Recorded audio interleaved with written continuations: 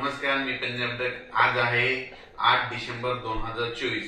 तर सर्व शेतकऱ्यांना सांगू इच्छितो, उद्या 9 तारखेपासून राज्यामध्ये थंडीला सुरुवात होणार आहे, म्हणून हा अंदाज लक्षात येतो.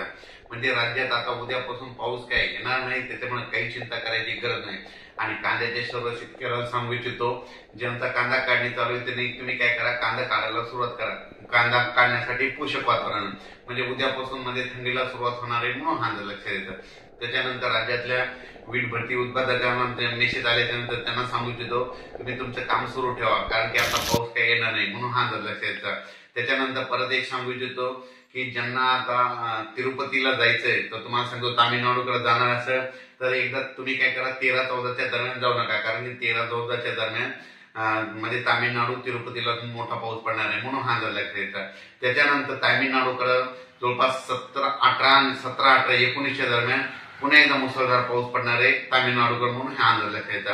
आपल्या महाराष्ट्रात मध्ये सध्या पाऊस नाही, म्हणून हा अंदाज लक्षात येतो. पण राज्यातल्या सर्व शेतकऱ्याला सांगू इच्छितो की राज्यामध्ये उद्या उत्तर महाराष्ट्रात जास्त थंडी सुरुवात होणार आहे. 9 डिसेंबर पासून उत्तर महाराष्ट्राकडे थंडीला जास्त होणार आहे. त्याच्यानंतर पूर्व विदर्भ, पश्चिम विदर्भ, दक्षिण महाराष्ट्र, उत्तर महाराष्ट्र, कोकणपट्टी, खानदेश उद्यापासून म्हणजे 9 डिसेंबर 2024 पासून हवामान कोरडं राहणार आहे, म्हणून हा अंदाज लक्षात येतो. राज्यात ठिकठिकाणी मात्र थंडी सुरुवात होणार आहे. उत्तर महाराष्ट्रात जास्त थंडी सकाळी लागणार आहे, विदर्भात देखील लागणार आहे, पूर्व विदर्भात देखील लागणार आहे आणि मराठवाड्यात देखील लागणार आहे, म्हणून हा अंदाज लक्षात येतो. म्हणजे सांगायचं झालं तर फक्त म्हणजे आजच्या दिवसात थोडं ढगाळ वातावरण होतं, पण उद्यापासून मात्र राज्यात सगळीकडे थंडी होणार आहे, म्हणून हा अंदाज लक्षात येतो. आणि राज्यात मात्र 13 आणि 14 तारखेदरम्यान अंशतः थोडं ढगाळ वातावरण राहणार आहे, म्हणून हा अंदाज लक्षात येतो. पण राज्यामध्ये सांगायचं झालं तर आता थंडीचा पारा वाढत जाणार आहे, म्हणून मला मेसेज आले होते की कांदा उत्पादक शेतकऱ्यांचे तुम्ही कांदे काढायला काही हरकत नाही, म्हणून हा अंदाज लक्षात येतो. आणि चण्याला देखील तुम्ही हरभऱ्याला पाणी देऊ शकतात, म्हणून हा अंदाज लक्षात येतो.